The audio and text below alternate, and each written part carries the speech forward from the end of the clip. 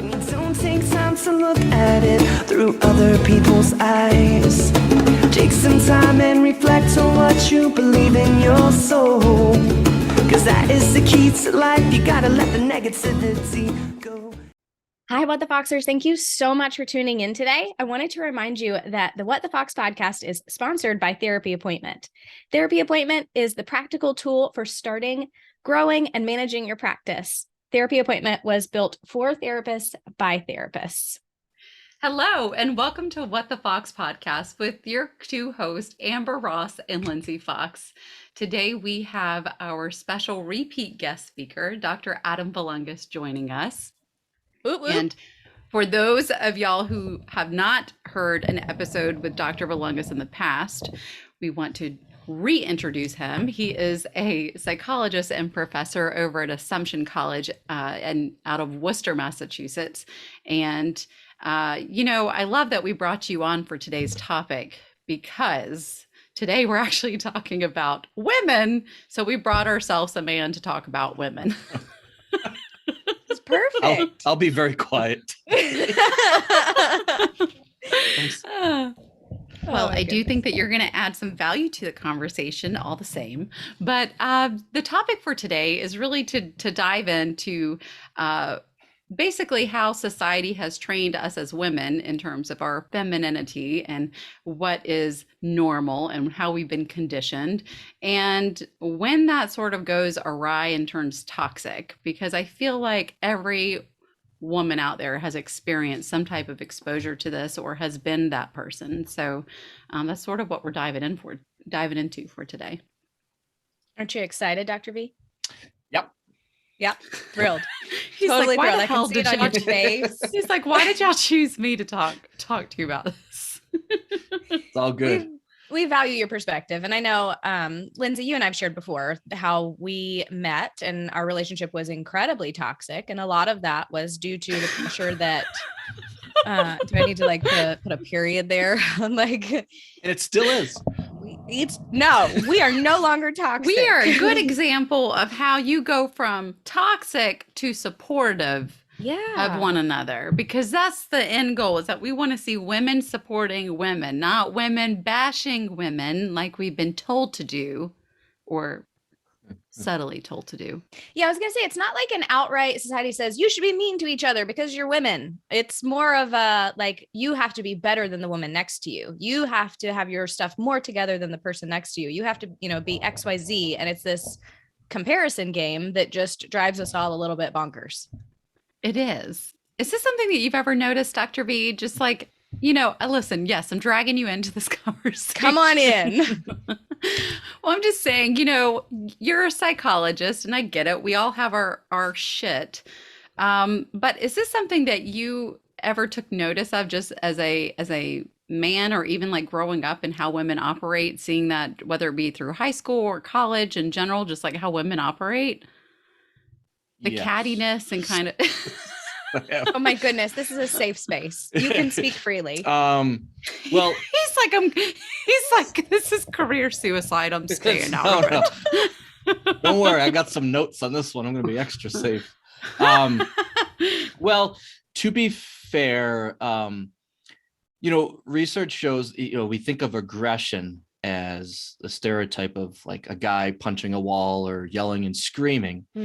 And research actually shows, it depends on the studies, that men, about 60% or so, men are more aggressive than women, but not as much as we may think, because there's other forms of aggression, which is like relational aggression. And there are some studies that show, like, because you asked about high school and let's say teenage years to young adulthood, that girls/women can sometimes be just as aggressive as men. The joke that I sometimes make, in a serious note, is that like when I was in high school, if I got in an argument or a fight with a guy, like verbally, and then just say we get upset, we punch each other in the face, not a good thing, like go fight, but then we move on, F you, move on. Whereas again, just not the stereotype, maybe something happens in freshman year, if you're a lady, you say or do something, you don't move on. And then 3 years later, 4 years later in senior year, there's still rumors being spread and things being done. Now, I'm not saying that guys don't do this, but there's a historical component to this. And it does come down to like a physical slash social cultural, like what's socially acceptable component. Although it's not good for two guys to hit each other in high school, for example, it's certainly more socially acceptable in some ways than, say, the traditional females getting into fights with each other. So there is some Right. research that does support this, and we'll get to it later. Some of the stuff I found too about toxic femininity and how it spills over into other social aspects in the workplace as well. Yeah, and I think maybe we should start even just looking at where the conditioning even starts, just among like as children in childhood, because for women specifically, you think about how. Well, okay, so Amber and I are from down south, and I know that this is definitely more popular down south, but I think about like cotillion school and the fact Oh, that as young ladies, we you know, even as little girls, you're given tea sets, you're not given the toy cars to play with, and you have the I guess the understanding that cotillion school is sort of like what a proper lady should be going to, or a girl to be going to learn your appropriate manners and how to sit up straight and how to do XYZ. And Lindsay, that I is think I messed up. I didn't do any of oh, that with Hazel. well, I didn't do any of that, period. I mean, I definitely wasn't exposed to that, but I mean, I knew a lot of people in school, like, Yeah. you know, whether it be elementary school, middle school, high school, where they went through that stuff, and it was, and I think it really kind of fueled that sense of competition at a really young age in terms of what you're supposed to do and how you're supposed to behave. Um, and same with like, I don't know, beauty pageants and stuff like that are really normalized down south. Um, so I I definitely didn't think realize that that was a there's Southern thing. Dr. I mean, like, I didn't, I, Dr. V is It's more of a Listen, Southern y'all, thing than it please, is more of a Northern thing. We'll leave it please at that. follow us on YouTube so you can Please. see the facial expressions. Dr. it. V just got so quiet and gave a facial expression that really was it really captured the fact that yes, pageants are definitely more of a Southern thing. I'll go ahead and bless my own heart on that one so you can continue. Oh, well, listen, you know, that's another thing is it right? Think about down south how we say bless your heart, right? That's like a nice little, it's like a nice way to kind of like be passive aggressive with I was people. going to say, it seems to have a passive aggressive undertone to that one. It depends on Right. the tone and how you say it and the context. Like, there's a lot worked into those three words. But yes, you're right. We digress again. Bless your Context heart. matters. Yeah, this definitely wasn't meant to be like a North versus South thing, but I'm just Oh. saying, you and I are both from down south, and there's like some elements here that are, you know, Yes, I feel you. irrelevant. But anyway, so my whole point is that I think the traditional feminine traits of like being like a nurturer, having empathy, all of those, and like being a compassionate person, these things kind of get flipped upside down and turn into I don't know, where they're used more as like a subtle approach in the form of manipulation for people to get what they want, which is where whenever you talk about aggression, it's like a different type of aggression, so to speak. It might not be a physical punch to someone's face, but, Or maybe but it it's- is. or maybe it is, but you know, verbally, it's harmful. Mm-hmm. Well, and interestingly too, research does show is it's not as PC to say this, but the research shows that sometimes emotional abuse can cause more harm long term than some forms of physical abuse. I'm not advocating for physical abuse at all. It's wrong, bad before anyone gets like twisting that around. But the long term effects for emotional abuse can sometimes be quite more harmful in the long run. Especially if you're talking an adolescent girl going through high school Yeah. or trying to climb the corporate ladder as a woman, and it's already hard enough for many reasons as a woman, let alone having other individuals of your own gender making it harder to compete with the men as well.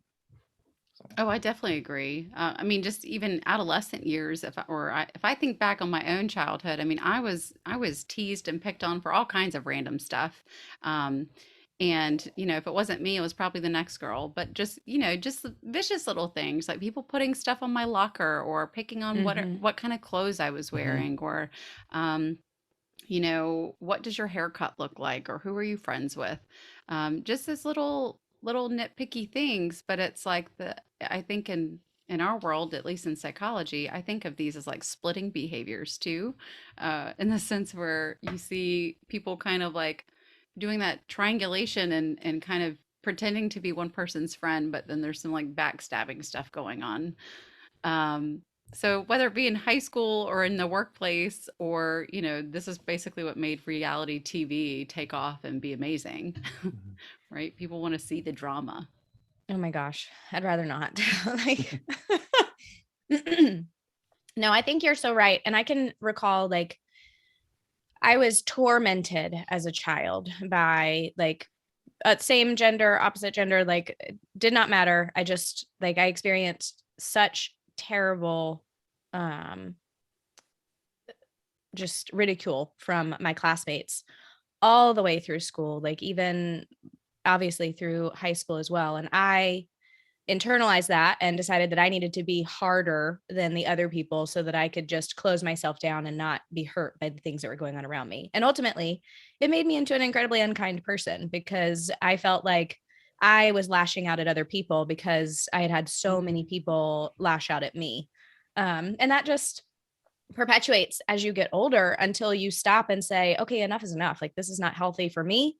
It's not healthy for the people around me, and it's not serving anyone. And bump what society says. Like, we are so much stronger when we go into something together than when we just try to compete with each other. Because, Lindsay, you and I've found perfectly here, everybody has different gifts and different strengths. And if we can put them together instead of trying to work against each other, we can actually accomplish stuff. Shocker of all shockers. It's amazing how that works out, right? But actually, to your point, though, I think this is sort of what Adam was hedging towards, but hasn't totally gone there. Is just how you think about in the workplace, where and because women, you oftentimes don't see women supporting each other. It is more competitive.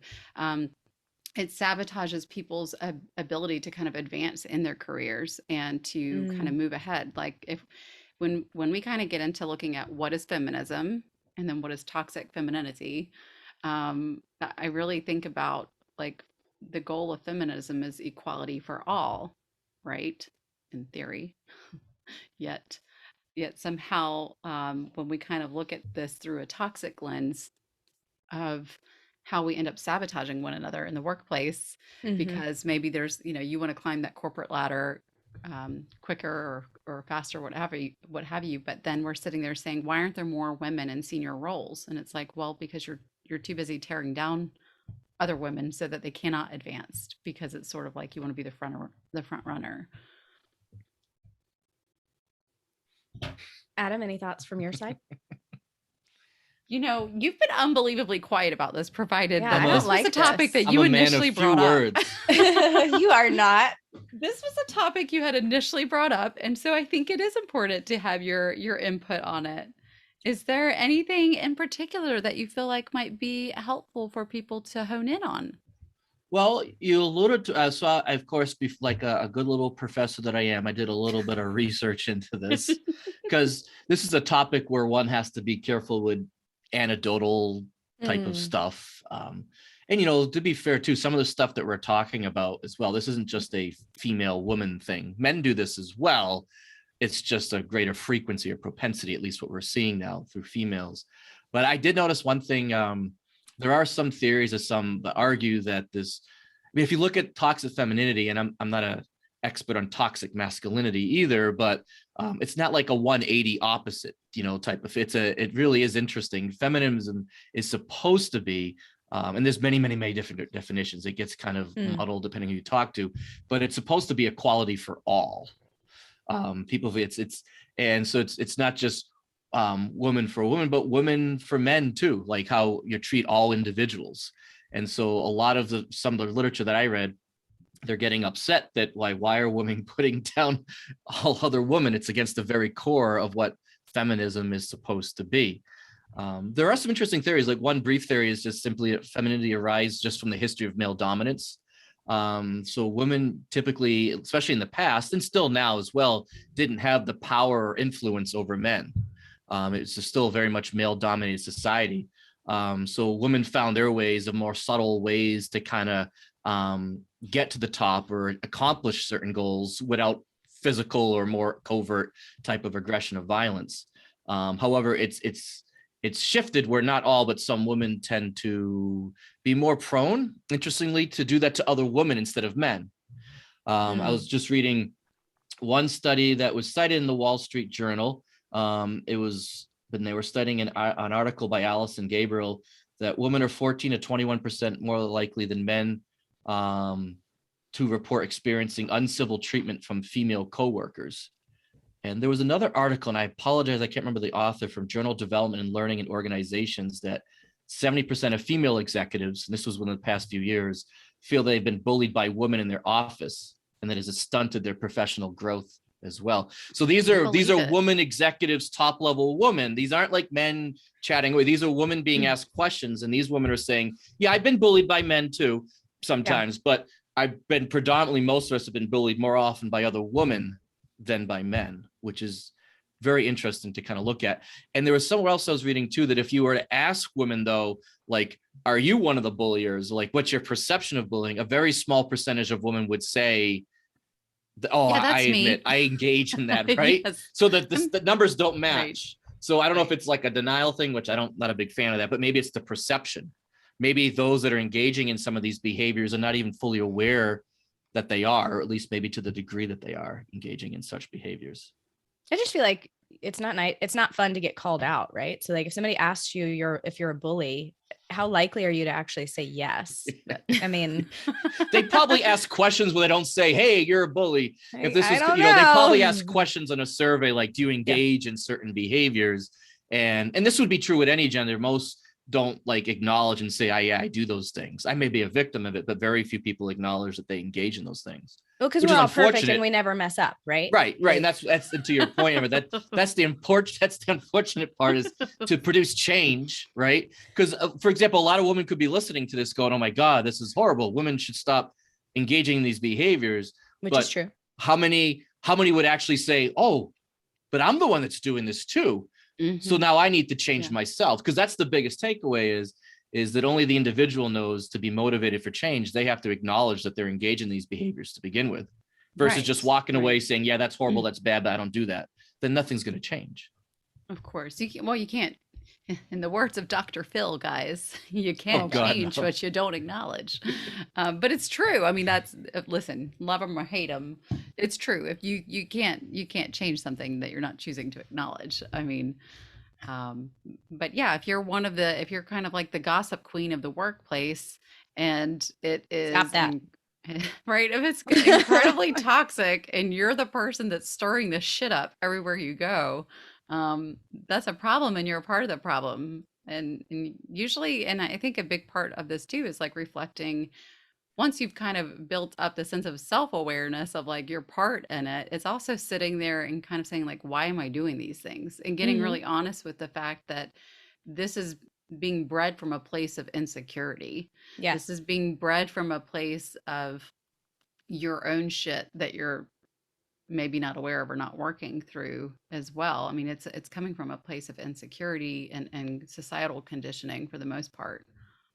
Well, and we've focused a great deal from the corporate aspect, right? But this exists in, I'm gonna use air quotes for those who can't see me, friend groups, where you see that toxic nature toward one another. And, somebody gets a bigger house and then suddenly everybody gossips about them and how much debt they must be in and how much this and how can they afford that. And it's just this like whole thing where we just look for something to grab onto someone. And I'm taken back. A friend of mine shared like an analogy with me many years ago. And then it was, if you put a bunch of crabs in a bucket and one crab gets their claw on the edge of the bucket and tries to pull themselves out, then all the other crabs grab that crab and pull it back in. Versus a bucket of frogs, they just jump out. Like they're not concerned with what is going on behind them or beside them. And it's just the idea that sounds like a guy. Like, do we have to be a bunch of crabs pulling each other down? Yeah. Like crabs sound like sorry, Amber, I just completely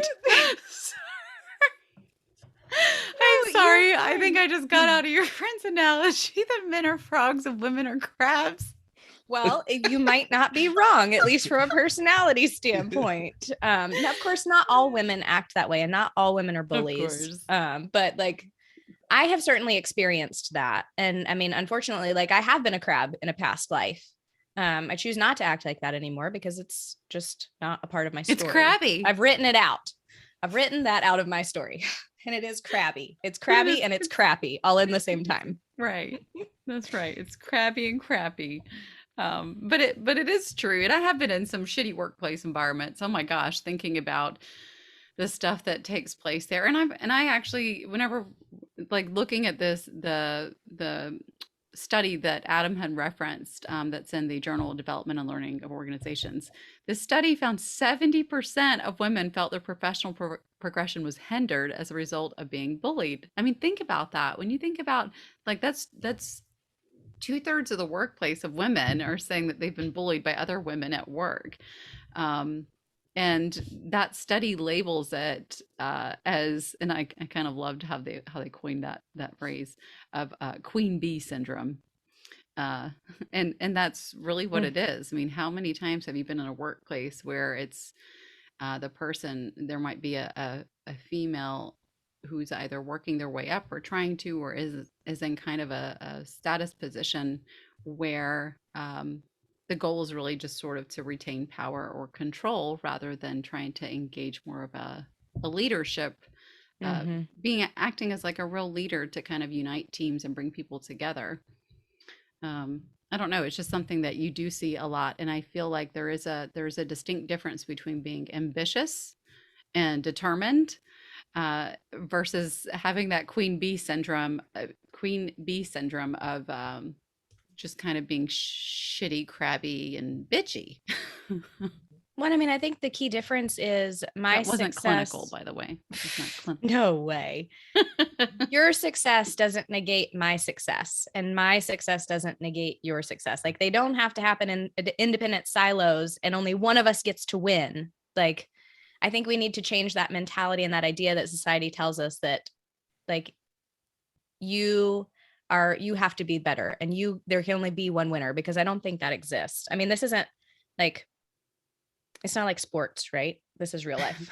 Like, Right. yes, I get that there's one clear team winner in sports, but come on, guys. So I think that you're bringing up a good point, which is like, okay, fine. We're acknowledging that this is a problem, that it probably affects employee retention, employee satisfaction, all kinds of things like that. So the real question becomes then, like, what do we do about it? Or even like, if you think about the workplace, what can like human resources or workplace environment do to kind of address the fact that this exists? Because if you don't acknowledge that it exists, it's going to keep sabotaging really good talent from moving their way up in the ranks, or losing good employees. So, what can people or companies or organizations do to kind of address this issue? That's kind of my question.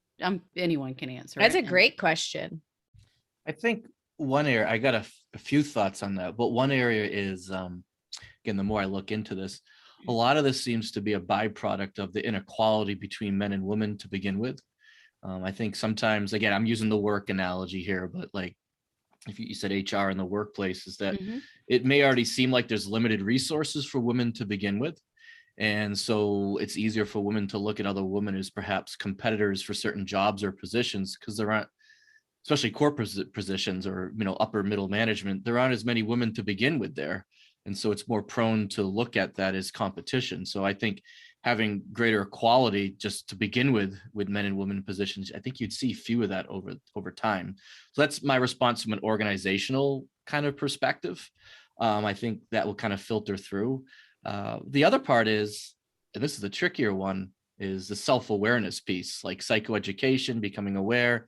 I mean, it doesn't have to be targeted just to women, but just employees in general to be aware of, instead of labeling it, for example, toxic femininity, look at like the definitional components of it. And so teach both men and women to be aware of such behaviors, and to be aware of the impact that it has on others. Now, and maybe how to shut it down.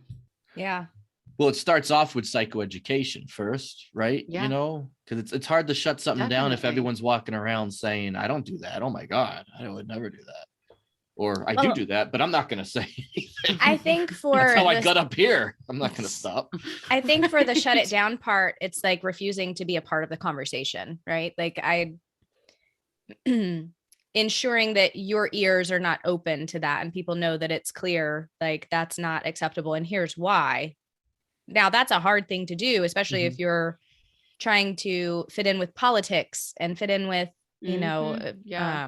The being workplace. one Yeah. of us in the workplace instead of that like loner on the island, which it's uncomfortable. But the more people who have that courage to stand up and to refuse to be a part of those conversations, I think the more normalized that will become.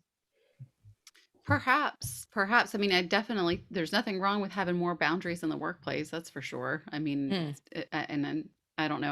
I feel like as someone who's kind of been that person on the island in the workplace, it can be a really lonely place to be because then if you're not participating in all of the the tea that's being spilt, so to speak, or hanging out or going out for drinks with everyone after work. I mean, granted, so I should probably preface whenever I'm thinking about this, I'm also thinking about whenever I was in a very different line of work. This is not uh, with what I'm currently doing, but in a different line of work, there was a part of the workplace culture was very much around like um, going out after hours, drinking together, hanging out together, and I never participated, and it really it kind of made me kind of A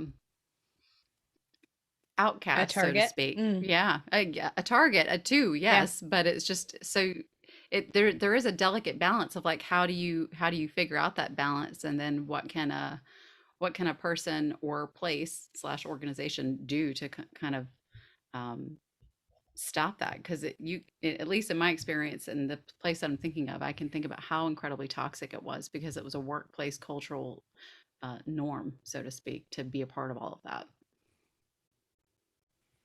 You think your example was because you're a woman, femininity, or that was just a toxic environment to begin with?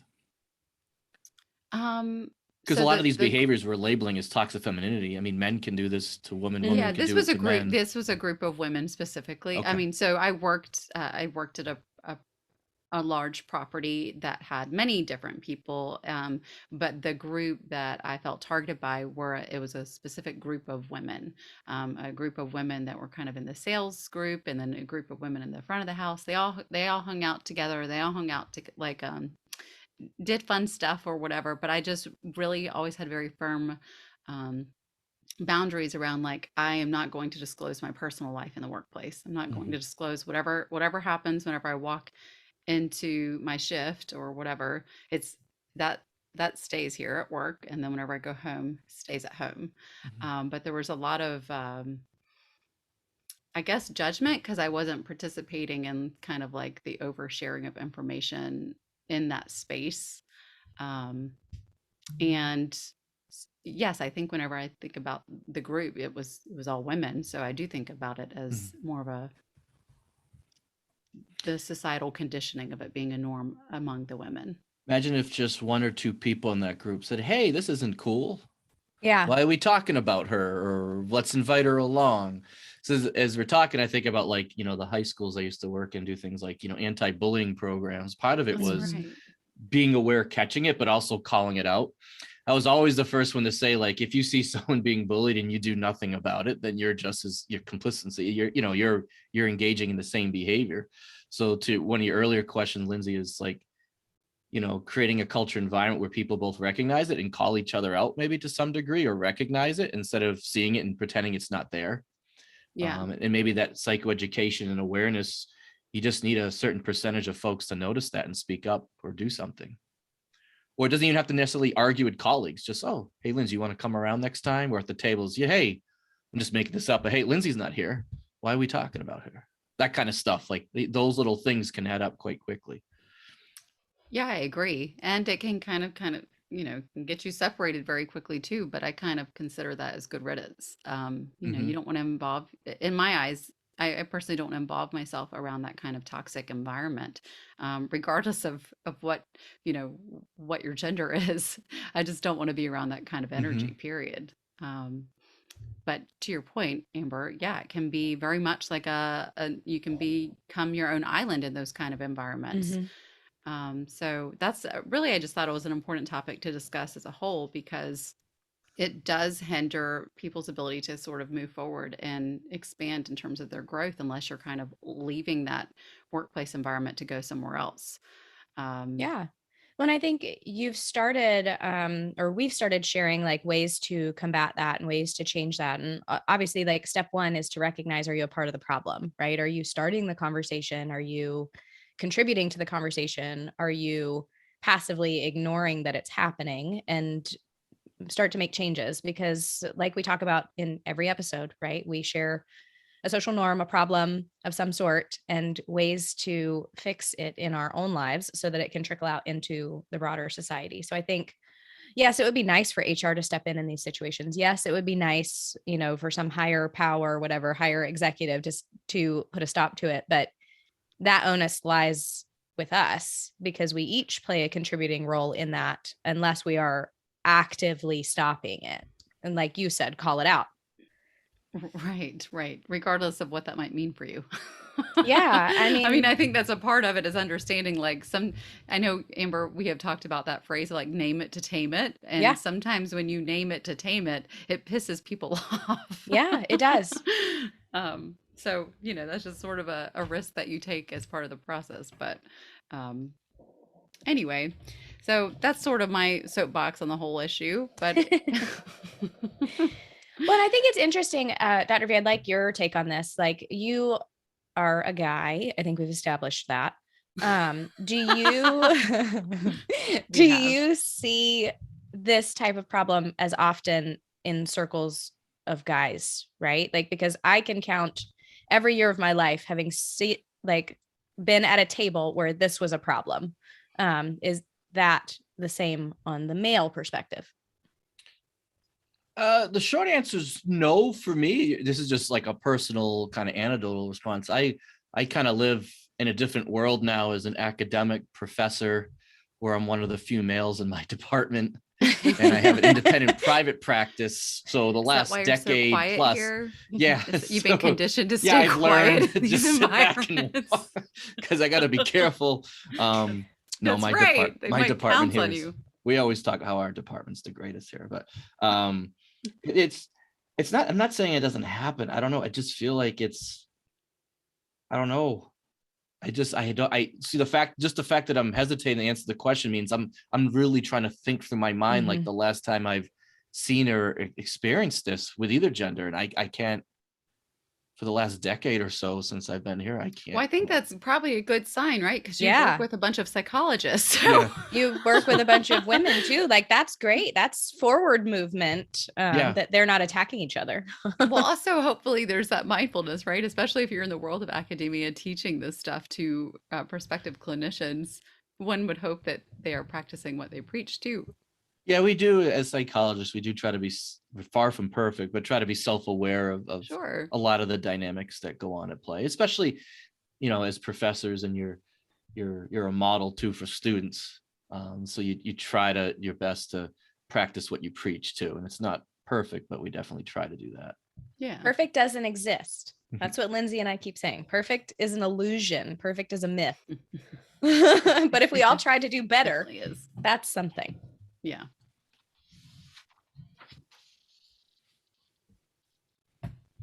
I love it. So I don't know, Dr. V, did you have any other items? I know you pulled a bunch of resources ahead of this that you were excited to share, and some of those numbers. Did you have items that we didn't bring up? No, you guys largely covered what I was thinking. I had kind of a tangential thought that I wrote down, that at least that I see with my clients, that I work with adults and adolescents in high school largely. And I will say that I think there's the male stereotype aggressive and female stereotype passive aggressive, physical. Again, this is all anecdotal, just clinically and working in the schools lately. I've seen that that's getting blurred more over time. I think there could be a variety of factors, like which could be a good thing. One could argue, like the gender norms type of thing, boys and men do this and girls do that. So things are blurring. And I'd also say too, and I say this to my adolescents, and I really mean it to them. I say to them, like, your generation's like I feel like every generation has a harder time muddling through life, through the social world. And I'm not that old, but when I was in high school, we didn't have like cell phones and social media things. So if I did something stupid or silly, you'd be like a blurb and then it would go away and filter away. These days, I mean, people have ways to record you, put things online, or I've heard ways, I don't like, what is it, Snapchat, your story, and then you got friends in there, but then you don't share it with that friend, but that friend, and you go on Instagram and you do this stuff and Facebook. So like there's all this social ickiness, blah stuff that people do, which is, I would say, relational passive aggressiveness. I still see that more so in my female adolescents, but plenty of my male adolescents also engage in some of that as well. Yeah. So perhaps in some areas, not quite the same topic we're talking about, but it's very similar. I think we're seeing a bit of a shift with some of the younger generations because of the social media and the gender norms that are going on now, that some of these stereotypy type of things we're talking about may filter or evolve into a different construct in the years coming. I'm curious, just even from a parent perspective, what can parents do to support their children, or these adolescent age? I mean, middle school's so hard. That 6th to 8th grade, especially with the access to social media and just the poor impulse control and the need to fit in and all the things. How can parents best support their children with navigating that? I mean, this is going to sound almost too hokey and simple, but I think really instilling the importance of some of the, I don't even want to call them feminine qualities. I think there should be masculine and feminine qualities. You mentioned earlier, Lynn's, like empathy and compassion and nurturing. I think regardless of the gender of your child, I try to raise that with my son Kai, is caring, being thoughtful. And I know they're impulsive, but if you start instilling that at a young age, to be maybe a little bit more aware of what you say and do has consequences on others, right?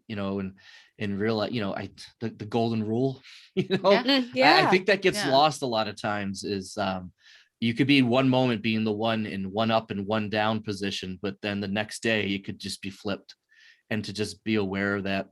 And for me, you used this word earlier, Lindsay, when I work with my clients that kind of act like this, is, I don't want to oversimplify, but I think a lot of this comes from insecurity and ickiness, because I always say this, like when I was younger with bullies, it's like, usually the bullies, do they feel good about themselves? No, never. Because you wouldn't be doing that if you did. So if I hypothetically had children that were kind of walking that line, engaging in some of those behaviors, maybe take a gut check of, how's my child feeling? What's going on with him or her? Maybe she needs some help too. Because if he was feeling at least okay about themselves, they probably wouldn't be doing some of these behaviors, putting others down. Absolutely. And I think that's a good way to teach your kids to be self-aware and to have that internal compass to say, oh, like something's out of balance here and it's manifesting in these other ways. So let's pull it back. And I think we work on that here with our kids as well. We actually were gifted a set of books that walk through emotions and dealing with big emotions. And one of the books is dealing with bullies, and it calls out, the stop the behavior, be aware if you're doing the behavior, and it just at a very young child's level so that they can understand. And it's created and started a lot of really good conversations for Hazel and I. Hudson's not quite there yet, but Hazel absolutely understands. And I think communication is the key, right? Lindsay knows. Hazel is like a firecracker. Amber, can you tell the people I'm sorry. Can you just tell people how old Hazel is, though? Hazel is 5 going on 50.